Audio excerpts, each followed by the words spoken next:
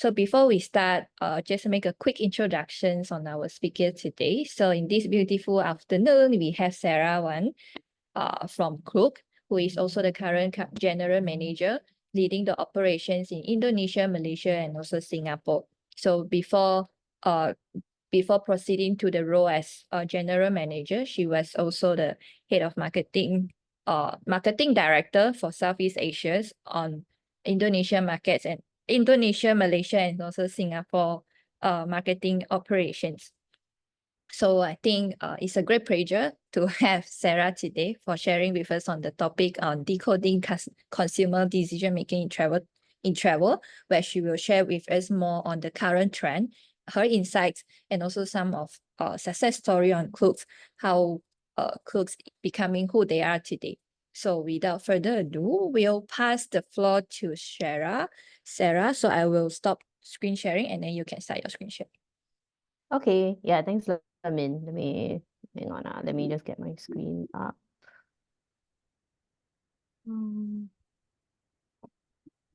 Meanwhile, for those who have questions along the presentations, feel free to drop it in the chat and we will address it at the end. Yep. Yep. Okay. All right. Thank you. Yeah, thanks, Lamin. Yeah, so I think hi everyone. I'm quite happy to be part of this on a Friday afternoon. Thanks for spending your afternoon with me.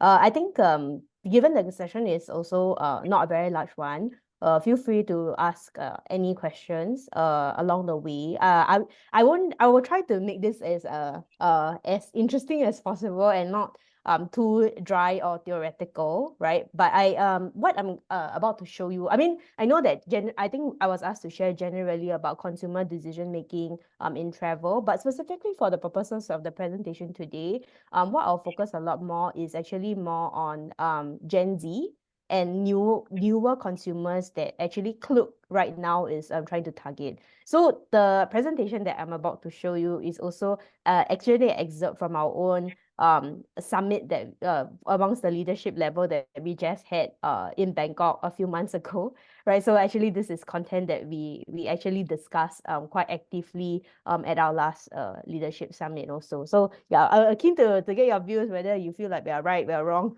Yeah, we may not necessarily have got everything right also, because again, targeting I guess new consumers is something that is experimental for everybody also.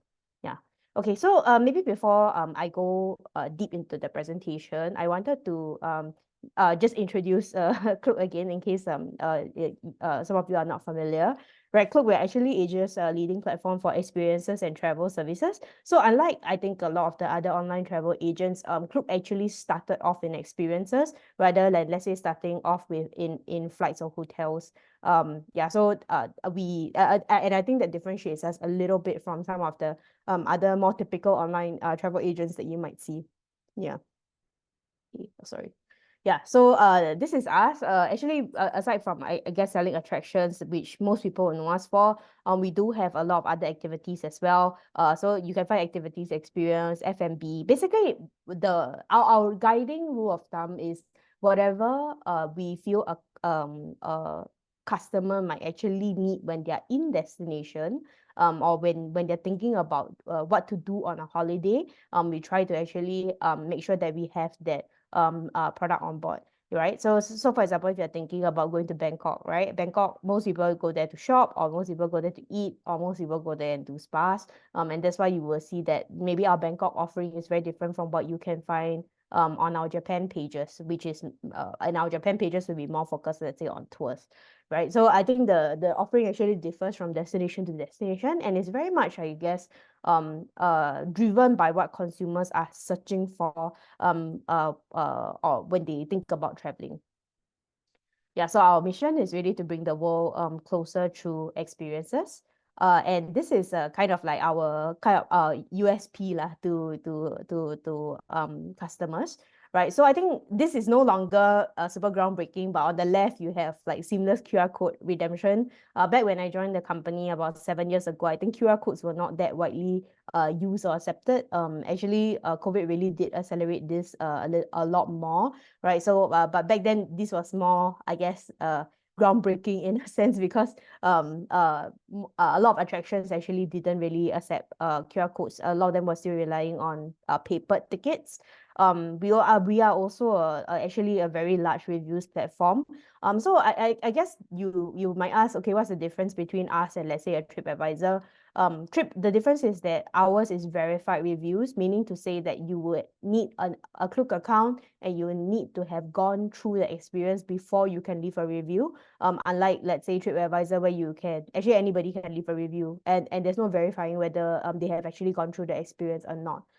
We also pride ourselves on being like a huge marketing engine, right? So we actually produce a lot of our own blog or original blog content to help people actually understand what are some of the things that they can do in destination. And then, of course, we have customer support and whatnot. And we have also started introducing AI into our customer service. So I think for some of the more less complicated questions or more common itinerary related questions, actually a bot might reply you instead of a human right now. Yeah, so a little bit about our user base. Where we are in Southeast Asia, we have about 35% of our user base. Our business did start in Hong Kong, so you'll see that there's quite a big user base also in Hong Kong and Taiwan.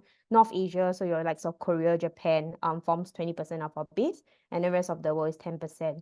Our user base is fairly young.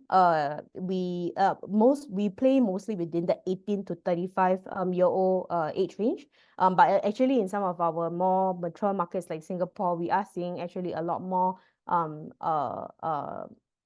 older users start to embrace technology. And in fact, COVID also helped to increase the 45-year-old and above kind of user base for us. Yeah, but of course, I think the ones that everybody is targeting is those 18 to 24 right now, because they are also they are your new and upcoming consumers. And that's why I think most of the strategies that you will see or the things that we are doing are very, very focused on this particular age group also. Yeah, and then this is just a little bit more about the number of offices we have. So aside from being in Malaysia, we are in quite a number of other APAC countries. So wherever I think there's a major destination, we usually have there. And this year actually after COVID, we have started to expand back into the US again. So we did have a US London office, which closed down during the pandemic because we consolidated most of our efforts within APAC. And now we are going back into the Western region again. Yeah. Okay, so diving, I guess, a little bit more into the meat of today's presentation. Yeah, so of course, this is not new news to you guys. You'll probably be very aware that Gen Z and millennials are spending a lot more time on social media. And actually, I saw some reports recently that said, astonishingly, a lot of people are spending like 4 hours a day on social media. When I reflected back on my own social media usage, I actually think it's much higher than that, right? Because now, like for example, I get news on social media, right? Like you don't actually realize it, but you are browsing the platform all the time to get information, get suggestions on places to go, places to eat, right? So I think this daily time is actually a little bit of an underestimation in my opinion, but you can see that clearly, especially for the younger generation, they are spending a lot more time on social now, versus let's say if you were able to even poll like maybe 5 years ago, that this daily average time has actually increased already. Yeah, so in our own survey, so we do this survey called the Klook Travel Pulse every half a year or so. We actually see a very similar trend, right? So for travel especially, actually social media is a very key source of inspiration. Yeah, so 96% of travelers actually share their travel journeys online after they have traveled, right? And then 80% actually have booked travel based on online recommendations before. Yeah, so actually this in a way we all knew it, right? But I think this solidifies or gives us a statistic to follow, right? And then I think separately when we took a little bit of a deeper dive into what people are looking for when they travel nowadays, right?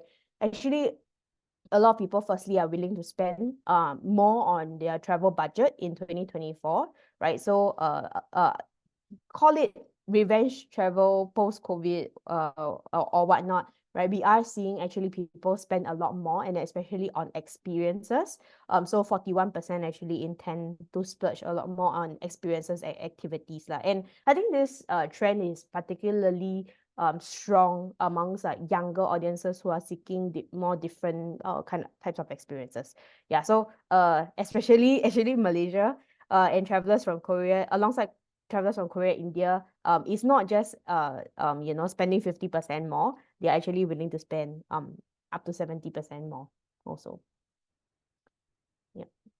Okay, yeah, and then we are not alone, obviously, in our kind of findings, right? We are seeing a lot of industry reports actually highlighting that, Gen Z as well as millennial tourists are actually the next big business opportunity for travel. So I won't read through all the quotes here, right? But you will see that they're actually making up more than half of the travelers right now, more than 50% of travelers right now. And they have very specific preferences, right? They like very personalized value added experiences. So my earlier point, which we found through the travel pulse survey, was that people are spending more and more on experience, right? And we are also seeing this actually in some of the other findings globally also.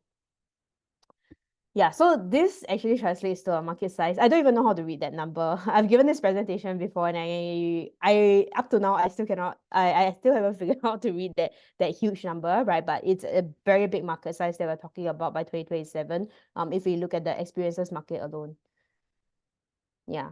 And so this is actually part of our quarterly survey. So these are not actually results that we usually release publicly, right? But this is based on the industry benchmark, right? We actually wanted to find out how are people discovering things to do when they travel.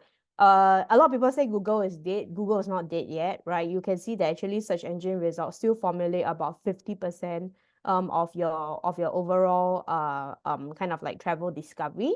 Facebook is still up there, even though it's a little bit more of a dated platform, so to speak, right? But you can see that stuff like influencers, bloggers, celebrity actually are rising, right? TikTok has also risen quite a bit since we started polling people. So I think when we first started asking people about how they discovered things to do, TikTok used to be about 10%, right? And that was maybe about 1.5, 2 years ago. And right now, actually, okay, thank you. I see in the chat that some people have managed to solve how to read that number, 1 trillion, right? Yeah, so we're seeing that TikTok has actually risen quite a bit in the last couple of years. And we are actually anticipating very quickly it might overtake some of the like meta platforms already.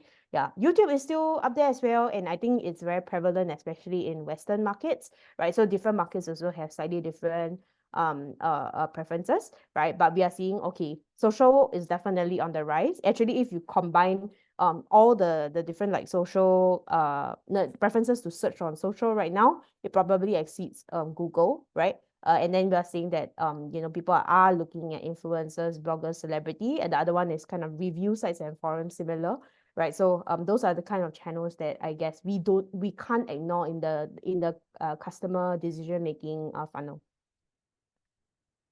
Oops. Okay.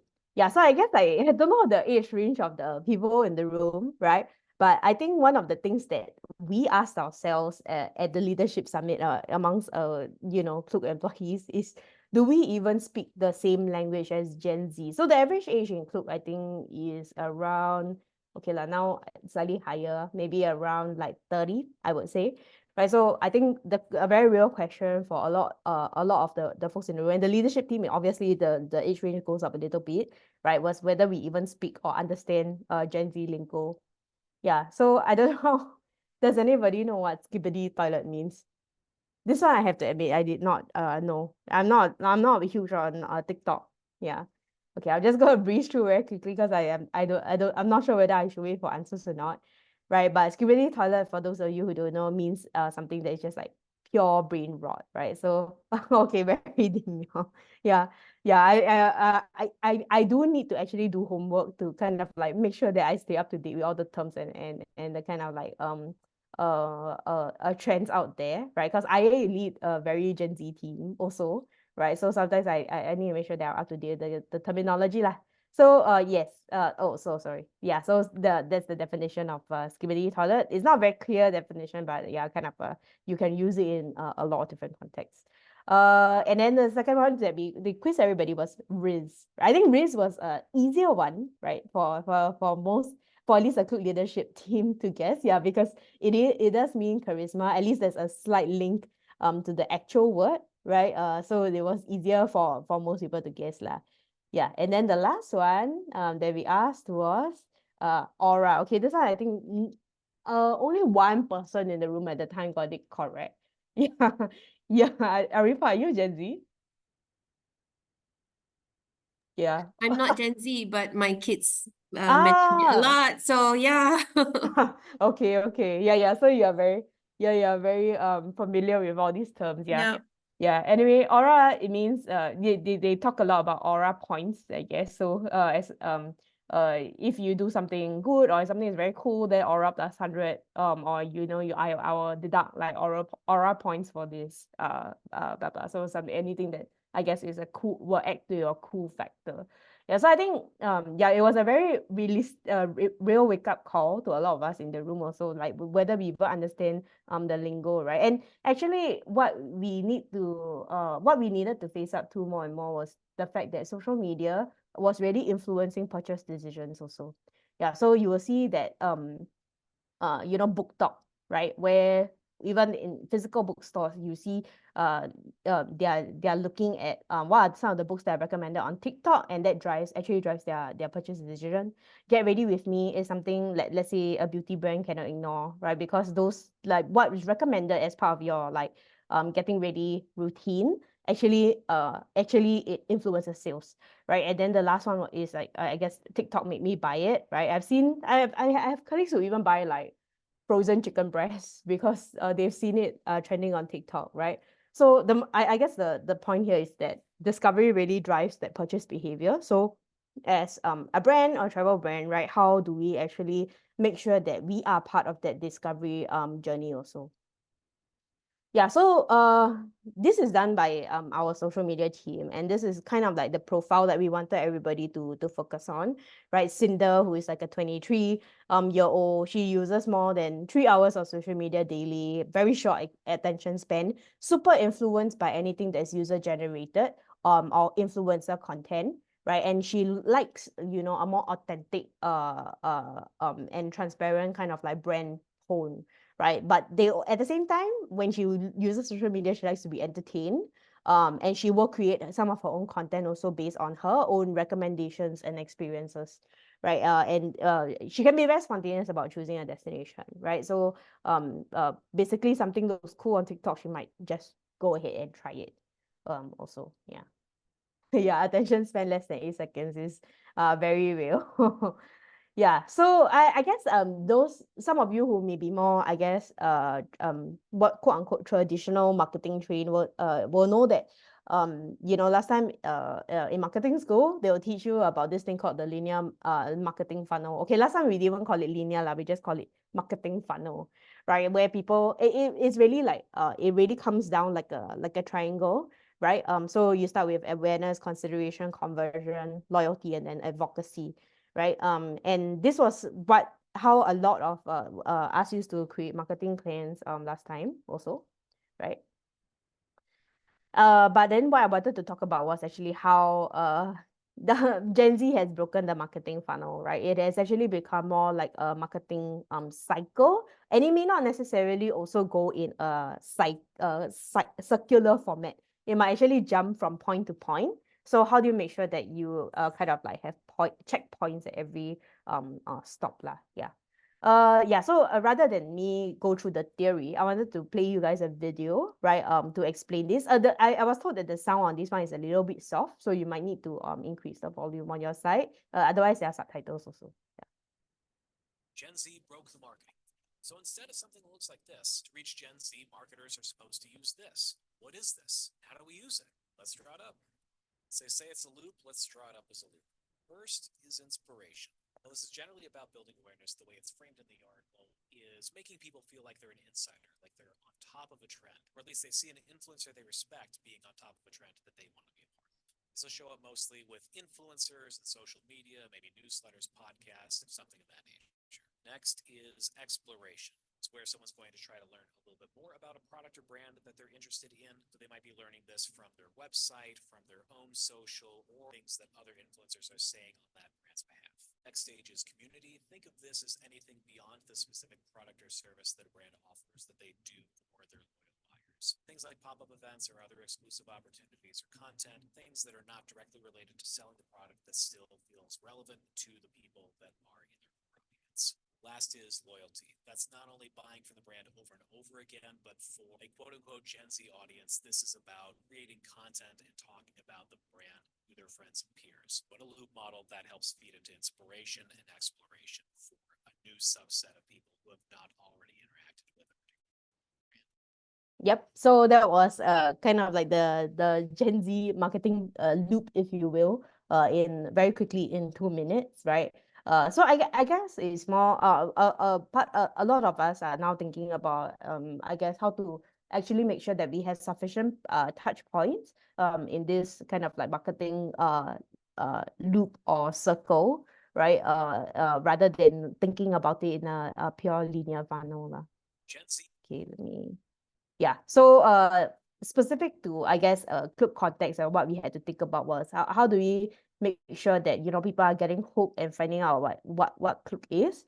How do we make sure that we are on search and not just on Google search anymore? So it's no longer just about SEO, but about let's say TikTok search, Xiaohongshu search, which is a little red book, right? Which is what some Chinese users would use. Right. And then how do we make sure that we are also converting people, right? And for us, we actually have this program called Klook Creator.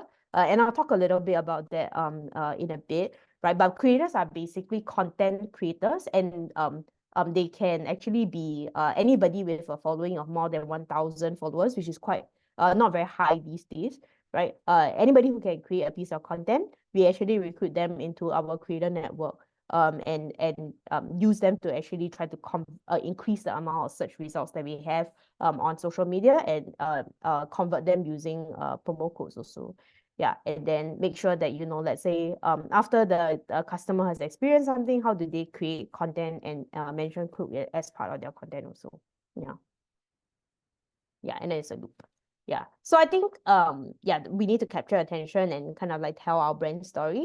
And then I think one of the things that we also talked about quite a bit for us is I guess when we create content on our own, right? How do we actually create it like a creator and not like a brand, right? So this is an example of how we do lives in China. And I think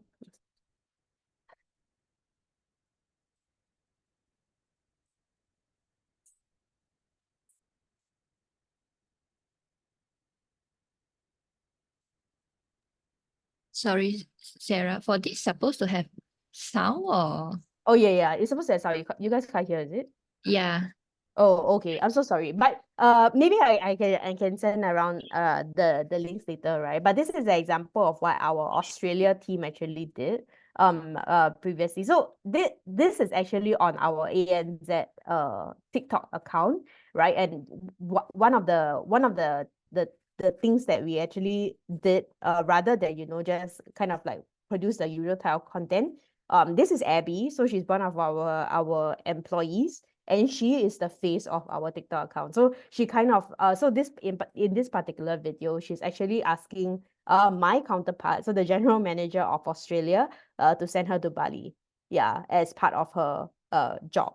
Yeah, so she actually goes through an entire journey of like her behind the scenes trying to convince her boss to send her to Bali. And then it does in the end result in a Bali trip lah. So it actually, she tries to think about her content creation from a more interesting angle, rather than trying to create it like from a brand perspective. Yeah. Okay, yeah, sorry about if the videos don't work, yeah, because there are quite a number that are linked externally. So I will see whether I can send around the links later. Yeah. Okay, yeah. So again, in the earlier results, we also saw that, one of the more important things for Gen Zs or even millennial audiences is the fact that you need to make sure that you keep your audience entertained also, right? So this was an example that IKEA Singapore actually did. And for Chinese New Year, they actually in the Dragon Year, they actually trend jacked the fact that a lot of people like to have babies during the Dragon Year to promote their bedroom bed sheets, right? That's one example, right? I don't know whether this will play well or not.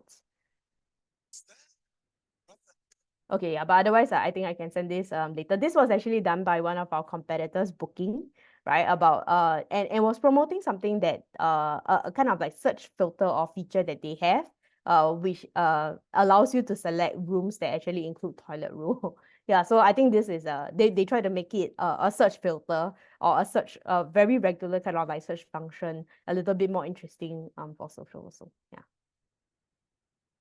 Okay, yeah. So I think yeah, these are just kind of like examples, and we do trend check a lot to make sure that we can kind of hack the social algorithm also. Yeah.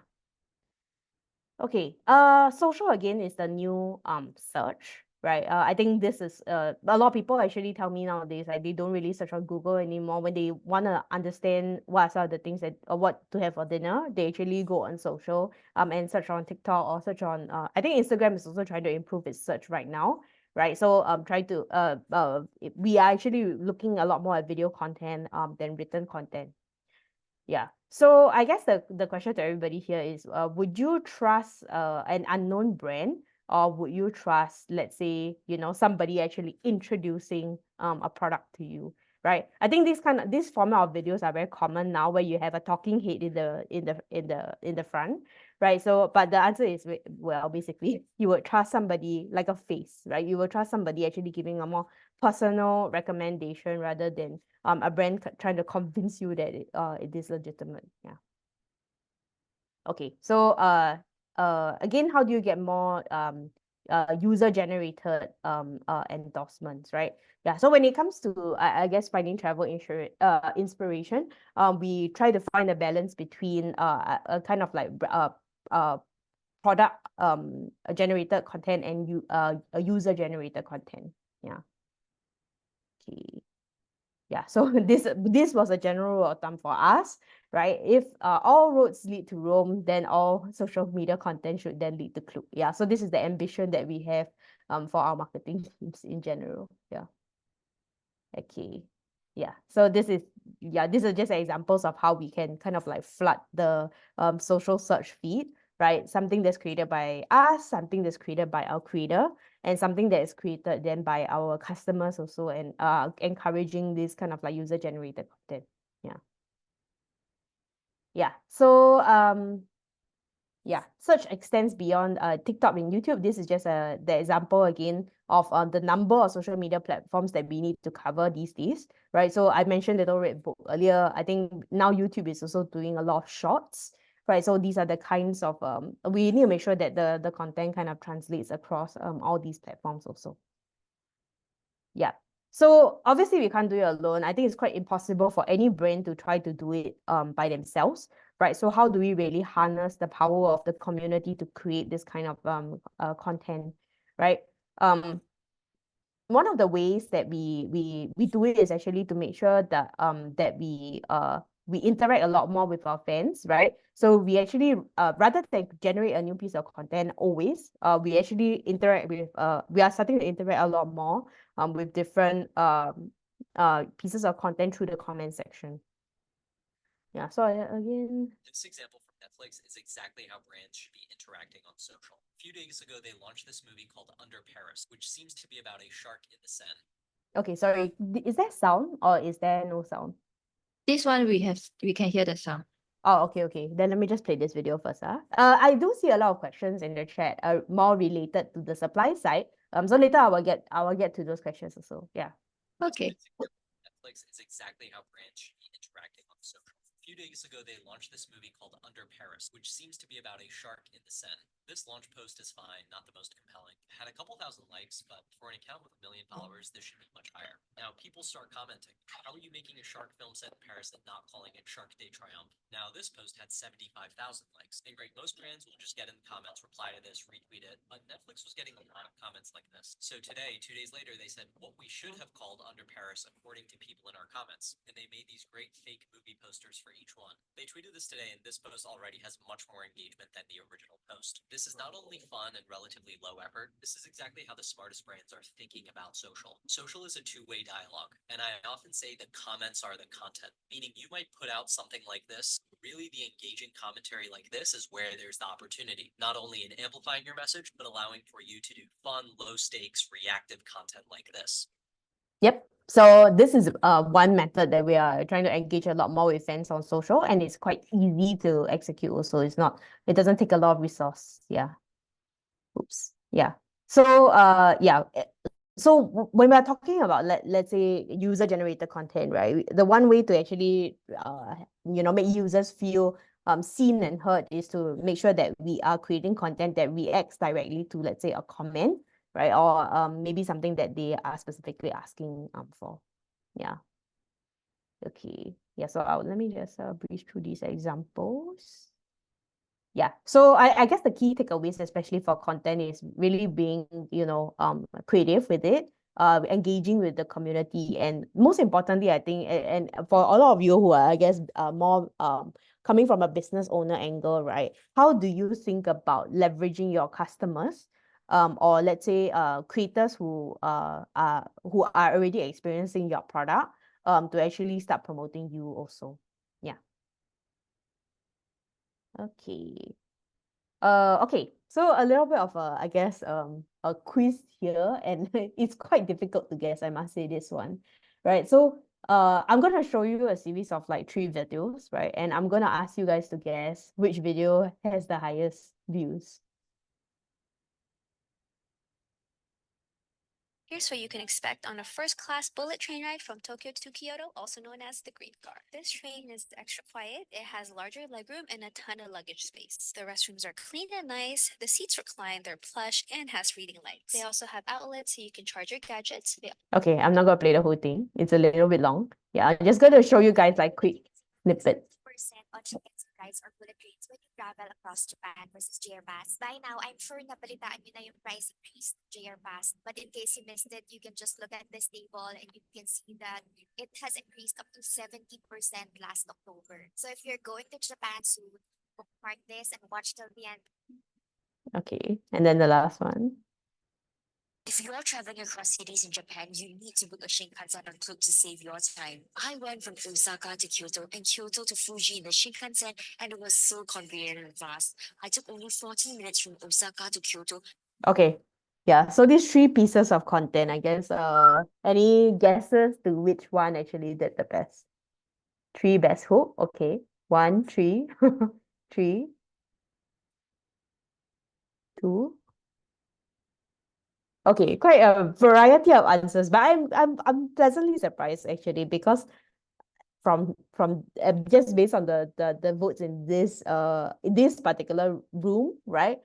Actually you guys got it correct. Yeah, but in the past 2 times that I gave this presentation, actually nobody got it correct. Yeah.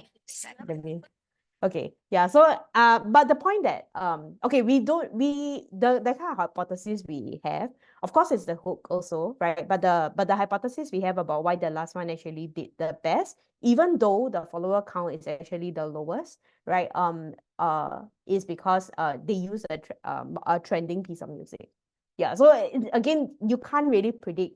And it's no longer about the follower count anymore. Is the point that we're trying to make, right? Because the first 2 videos actually came from accounts with higher follower counts, but the last one, which had the lowest follower count, actually had the highest number of views. Yeah. Yeah. So at the end of the day, right, I think now the strategy for social is really about hedging your bets, right? Because it's not just the influencers that I guess would have the possibility of giving you a viral piece of content. It can be anybody who creates content. Even, the people in this room could create the next kind of like million view video, right? So it's how do you make sure that you are engaging an entire community and not just influencers, and how do you make sure that you make sure that you're building ambassadors and not just collaborators? Yeah. So actually, as part of our creator program, some of the things that we do is also beyond, I guess, just a transaction. Also, I think I saw a question earlier about like how do we make sure, or how do we actually reward our creators? Our creators actually are basically basically earn affiliate commission. So it's very similar to, let's say, what you see on Shopee's affiliate program. They actually earn a commission of any product that they sell or convert through their code. Yeah. So, but beyond that, also what are the things that we do, and is actually creating a lot of like community events for them to gather. We give them a lot of access into a lot of new launches. So, for example, what just happened in Malaysia was actually the Sunway Lagoon Nights of Fright preview. We will make sure that our creators get first dips to kind of attend those previews and are the first to create pieces of content around anything new. And then what's happening next week actually in Singapore is this thing called the Creatorverse. So similar to like YouTube fan festivals, if you're familiar with them, we're actually bringing our top creators from around the world to Singapore to meet with our leadership team, create pieces of content together, and basically be able to interact with content creators from around the globe. Yeah, so we put in a lot of effort to try to engage a lot of these creators also. Yep, and then obviously I think that the ambition is to have people who will promote us organically. This video here, I don't think I will play it because I see quite a lot of questions about some of the other like business topics. So maybe we'll share kind of like the video links later, right? But this actually came from one of our creators talking about how and why he loves working with Klook. Yeah. Okay. Just dovetailing into kind of like the last bit of the presentation, I think we wanted to talk about the role of like media and the overall like kind of like media and public relations landscape also. Yeah, but the point that again with the the marketing funnel kind of dissolving into like a marketing circle or cycle, right? Actually everything is now interlinked. So there's the lines are blurring between I guess different marketing kind of like channels, right? What happens on social might just end up in the news as well, right? It's all the kind of same machinery that we're talking about now. Yeah. Yeah, so anyway, this particular video always makes me laugh. It was done by our Australia team also. But basically it's our Australia general manager grilling his parents on why they spent $400 on their overseas phone bill when they could have just bought a eSIM card on Klook. Yeah, so anyway, yeah, I'll just play a little bit of it. Yeah.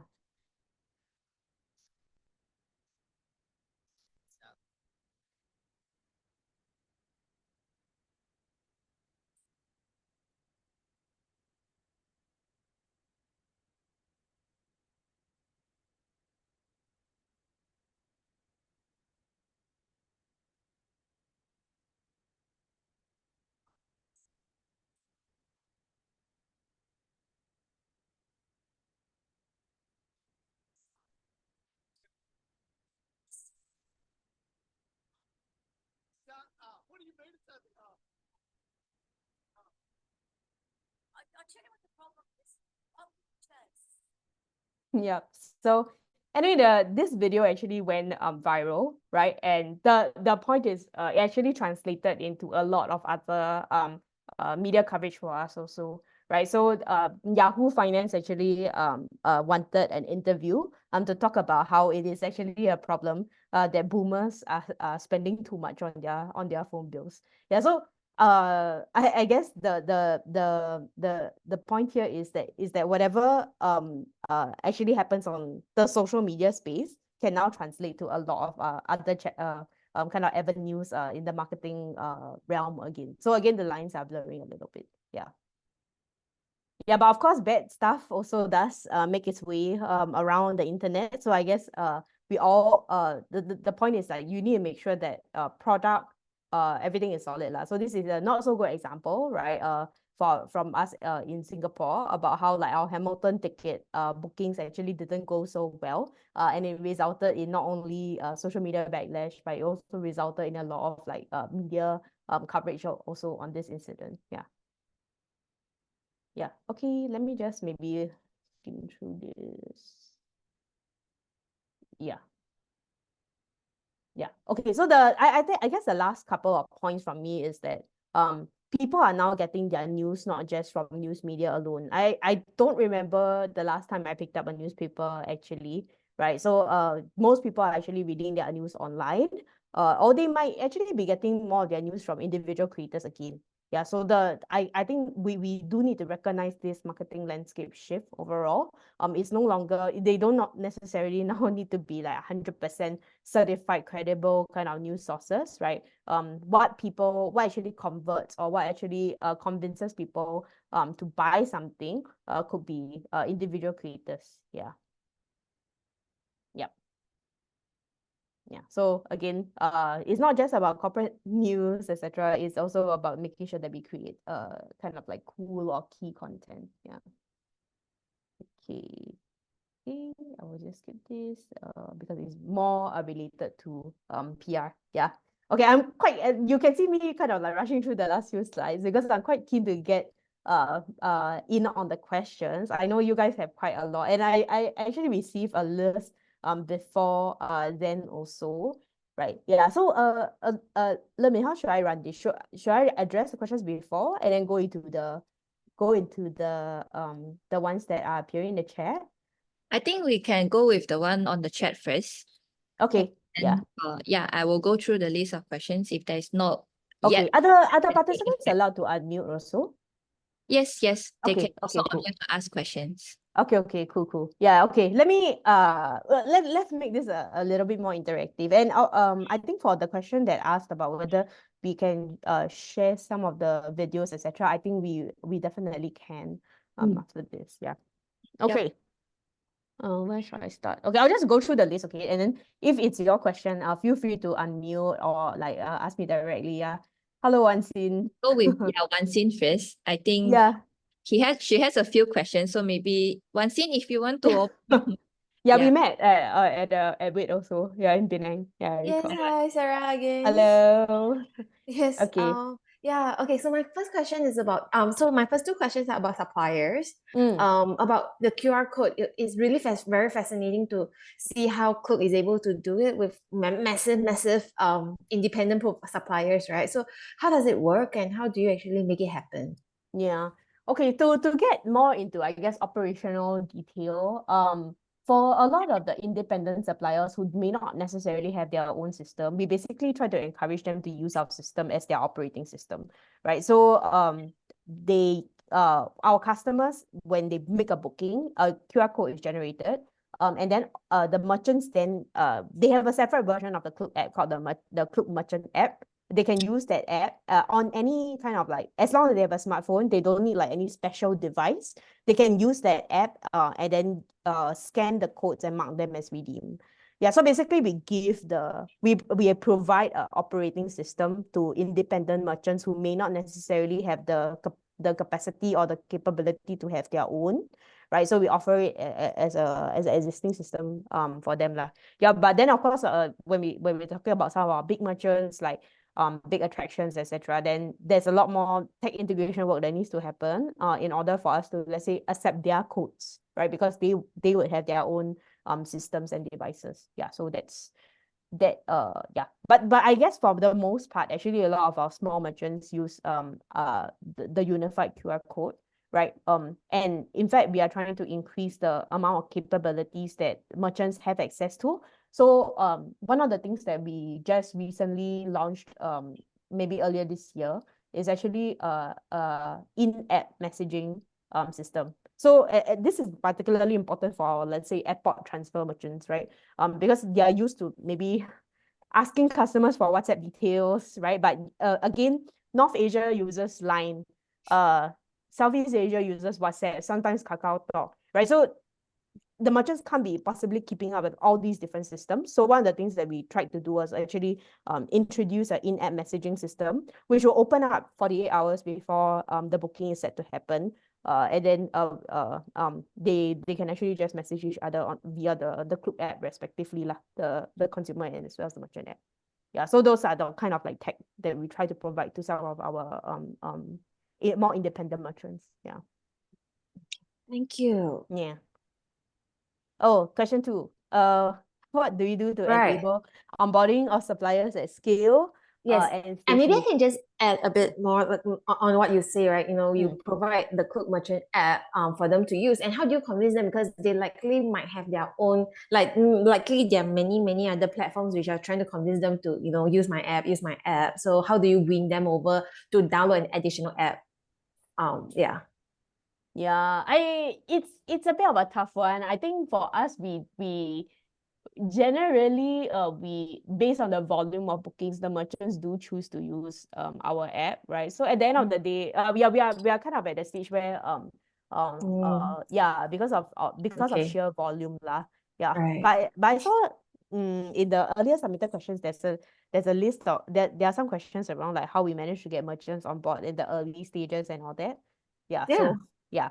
So I think in the early stages, it was really and even now, I think it was always a constant game of like how do we make sure that we are value adding to the merchant.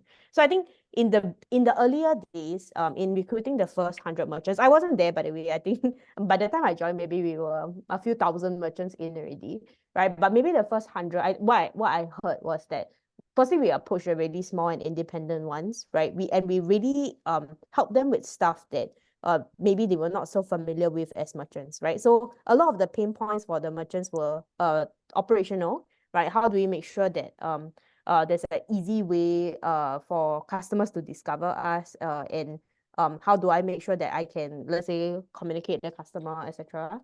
And the second one is really discovery or marketing, right?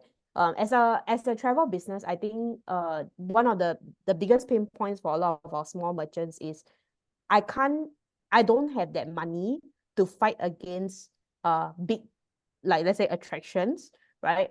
Who have huge marketing teams and are able to invest in marketing in, like, let's say 10 origin markets, right? Yeah. So we tried to play to that network effect, right, to help them kind of like market across all these markets. And we actually told them, okay, actually, because we do receive a lot of the, let's say, attention because of, let's say, selling Hong Kong Disneyland, right? We can actually try to upsell you as a smaller tour merchant and try to see whether people are interested to, let's say, go on a food tour in Hong Kong, right? So that's the kind of like network effect that we try to build for our merchants lah. Yeah, and I think that's what convinces them to slowly on board. Yeah, especially the first 100. But I think the first few were definitely much smaller merchants. I think the first one that we actually did, the first ever merchant on Klook was actually a ghost tour in Hong Kong.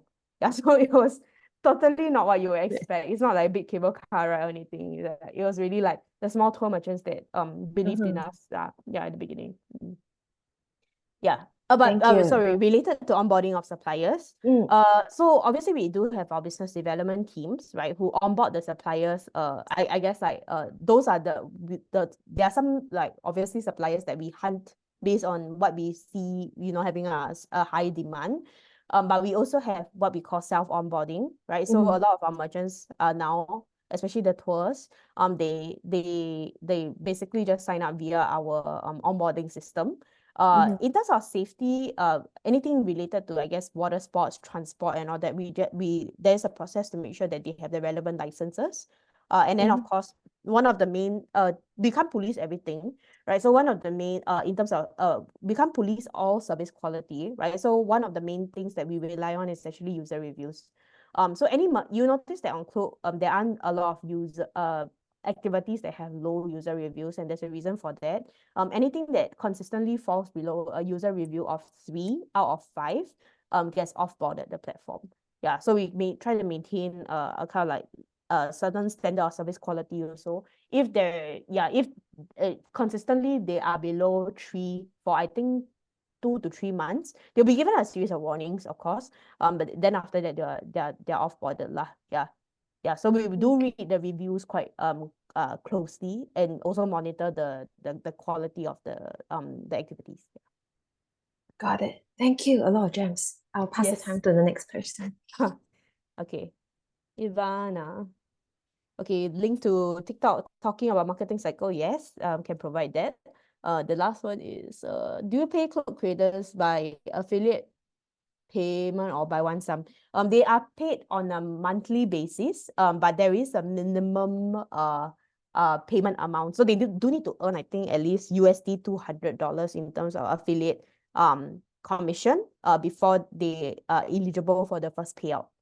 Yeah, if that makes sense. So they are paid on a regular, like there's a regular cadence, but there is just a first minimum commission amount that they do need to earn first. Yeah. Okay. Thank you. Yeah. Oh, sorry. Just to add to that, I was had a question about like the tracking. Does Klook have its own internal tracking, or do you use like a third party for, how to be able to tell how much to pay the ambassadors? Yeah. So for ambassadors that use, I guess, more traditional formats where we are able to UTM link, we actually do have an affiliate ID that is inserted in every URL. So we do use our own tracking and we track and pay out based on that. For the newer age creators who don't necessarily do long form content, long form written content, we give them promo codes. So we track using our own promo code system, on how much to pay them. Yeah. Cool. Thank you so much. Yeah, no problem. Okay. Zikri's question, does Klook make a lot of revenue from amusement park tickets? Yes, we do. Yeah, but actually, and this is quite a known industry thing lah. Attractions, the margins are actually not the highest. Actually tours offer a lot higher margins lah, for obvious reasons, right? Volume is smaller, harder to discover, more homogeneous in terms of the experience. So you'll see, like if you go, let's say, to Bangkok now, right, you will find 5 tours kind of offering you the same thing, right? So that's why they have to try to make the margins higher and more attractive. Yeah, but I guess we make a lot more revenue from attraction park tickets, but not necessarily a lot of profit. Yeah, if that makes sense. Yeah. How much do you charge merchants to list on your platform? Can't really disclose that. There's a bit commercially sensitive, but if you're interested to sign up as a merchant, let me know. And we can kind of like let you know. We can kind of like disclose the kind of like rates to you. So okay, Angie, how did Klook manage to sell cheaply to customers and yet the merchants still earn? And I think I saw a similar question around Yes, the next one also, yeah. Yeah, which is how do you make sure the deals are attractive to the customer? Okay, so I think one of the main things is that, again, because we sell a variety of experiences across the platform, different what we call verticals also have different commission rates. And this is very similar for a lot of online travel agents. So a well-known thing in the industry, again, flights, super low margin, actually. In fact, flights, you barely break even if you do sell flights. Hotels actually give you like much higher margin, right? So being a platform, I think the objective is, the main objective for a lot of online travel agents is to make sure you can do a successful cross-sell, right? So we can sell cheap certain activities that maybe the demand is a little bit more set in stone, right? But the idea is if we can convince you to then buy a product that has a higher margin, then we can pass on that cost saving or share that kind of like cost and reinvest it into let's say giving another discount for something else. Yeah, so I think that's how we try to offset the cost of it lah. Yeah, but of course in the early growth stages, yeah, like it was a bit of like heavy discounting using funding, right, to make sure that we could acquire the users first. Yeah, then once you hit a certain volume or scale, it becomes more easier for you to do that cross-sell, easier for you to upsell upsell the user different items on the platform. Yeah.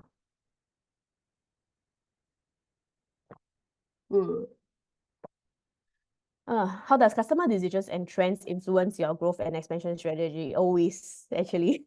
I would say every 6 months or so, we actually do a very quick. We do that travel pulse survey, which is also released publicly. We have a quarterly survey where we actually check in on travel trends. We check in on our standing, our awareness level of, let's say, how many people are aware that, let's say, Klook sells hotels, right? So we actually look a lot into this data on a quarterly basis, and review whether our strategies are actually making sense. Yeah, if that answers the question around that. Yeah, Yeah, so I'm wondering whether you can talk a bit about how do you do the review part? The review strategy part. review, yeah. Of course, we don't okay, wow. That's quite a bit to unpack. Sorry. No worries. Let me think about what's the best way to summarize it. Yeah. Obviously being a platform, we especially one that it lives online, we do look into a lot of data. On a daily basis, right? But of course, when it comes to trends, when it comes to customer preferences, those are the things that we can't necessarily capture with, like, let's say, conversion or traffic data. So we look at the kind of like quarterly data that comes in based on customer trends, how much they're willing to spend, what are some of the destinations that they are going, what are some of the, let's say, blockers when it comes to why you wouldn't want to rent a car on Klook, right? We actually pull all of that through a third-party agency, and then we map that I would say more qualitative data to the conversion data that we are seeing and see whether the numbers match up or not. Yeah, so we do that on a quarterly basis. Yeah, of course, on a daily basis, we can see the sales number come through. We can immediately tell whether certain tactics are working, but that quarterly survey gives us a sense check or pulse check whether our strategy is working. Yeah. Sorry, it's a bit complex because it obviously, like, a lot of things go into, like, okay, whether we're focusing on the correct destinations, whether we are focusing on the correct verticals, whether the unique selling proposition of each vertical is correct, right? There are a lot of, like, different ways that we would measure that, so it's very difficult for me to give you, like, a answer without going into detail or without understanding which part of the business you're asking for. But broadly speaking, yeah, we review daily conversion data, and then we review on a quarterly basis the outside-in data. Yeah.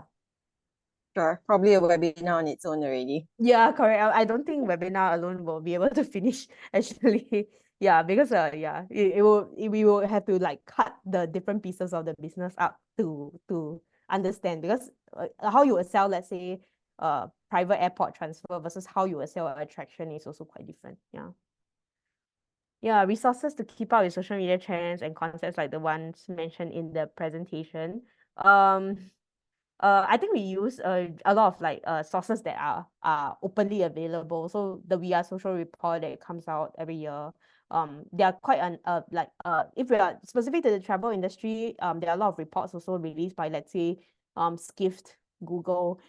We do work a lot with Google and some of the social media platforms which we have joint business partnerships with. So, like, Little Red Book in China.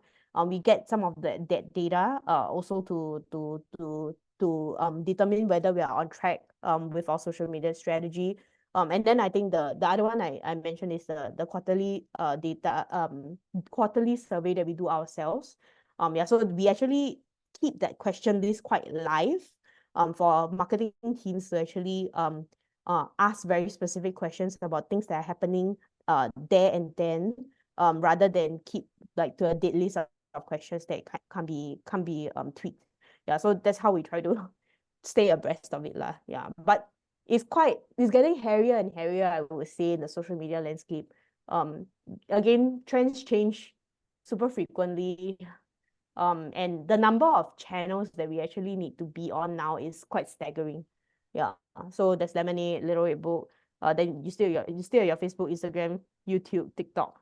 right? So, and none of the platforms are really dying also. So we have just been adding more and more. Yeah, it's getting hairy. Yeah. Okay, Nazif. Yeah, no problem. I hope they answer your question. Sorry, some of the things I had to kind of like go around roundabout way of answering, but I hope I'm answering your questions. Okay, the Nazif's question is, what strategies have been most effective for Klook in engaging and retaining customers? Yeah, so what I presented just now about like, you know, making sure that we are keeping abreast of content creation on social. Social has been really one of the main things that that has been effective for us to engage and retain customers in the last couple of years. But I would say that it is constantly changing. When I first started at Klook, one of our main powerhouses was our blog, right? So making sure that we are top of every SEO page. Whenever somebody searches about amusement park, we will definitely appear within the first 5 results, right? But that landscape has changed. And now we are even thinking about, okay, what is the longevity of our blog? Are people even reading long form content nowadays, right? So for Indonesia, for example, it's almost dead. Like nobody reads long form media articles anymore, in fact, right? Everybody is on social. So it really keeps changing every year, right? Actually, like yeah, so blog when I first joined, it was very popular. Yeah, and then yeah, and so now even like as search engine marketing, right? Search engine ads, we don't even know whether how long that's gonna last. And I think Google is panicking a little bit as well. Yeah. Yeah. And then yeah, yeah, for retention, for us now, right now, we are looking a lot more into loyalty, into the our loyalty program lah. But I would say I'm not sure whether we have 100% succeeded at that yet. So I will come back to you in a few months whether we have successfully retained, improved customer retention as a result of our loyalty program. Yeah. Okay. I think the What next metrics do I focus on about customers? Yeah, sorry. Let me, you want to say something? Is it? no, I was saying the next question is also from Wan Xin. Yeah, correct. Oh, But I think you answered that question a bit just now. So the daily Yeah. conversion data and the quarterly review. yeah. I will just answer the last part of your question, which is how do you decide what to take massive action on? It is difficult, I must say. I think one of the problems we have at Klook sometimes is a lot of data fatigue, right? So how do you not read into too much data or know when is the right time to do it? So in our company structure, I mean, aside from I lead what we call a local team, right? Structurally, we do have central teams as well. So the central teams actually make sure that that they are looking at data across different markets also. Our general rule of thumb, at least for our size, is to make sure that at least whenever we want to action on something or make a massive change on the platform, we have at least 5 markets that are reflecting the same kind of data finding or point before we make a move lah.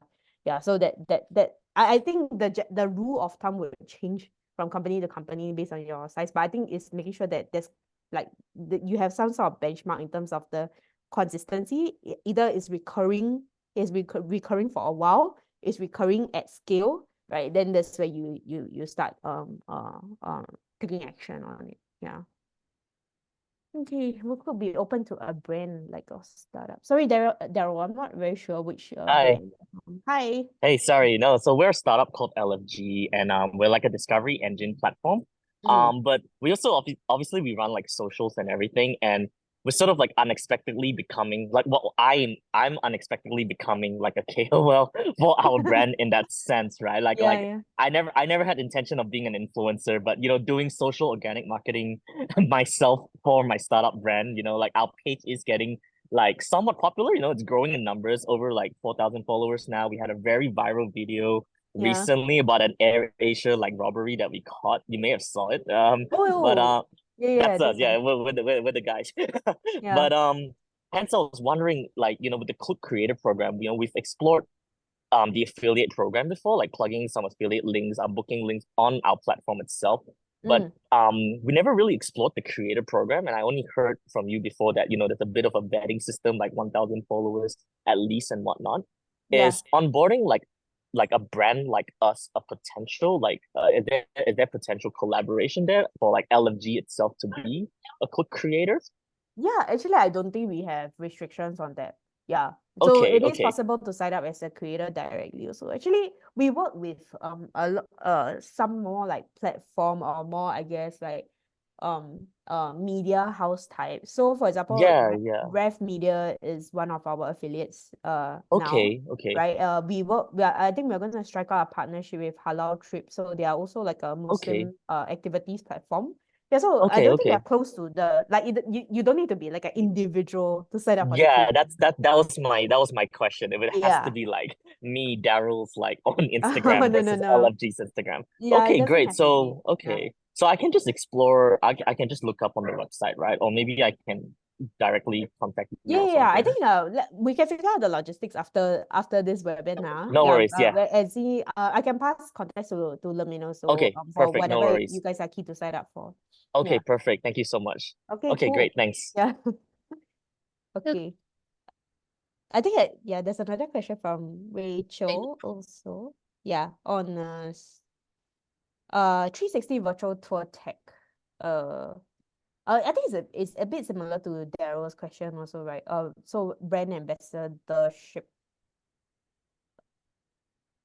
Rachel, yeah. do you want to clarify more on your Yeah. So basically, I'm asking more from a B2B perspective because our focus is more on towards B2B. But how can we encourage more brand ambassadors from instead of just from the travel consumers? Oh, okay. I must admit that this is not my area of expertise. Yeah, for B2B.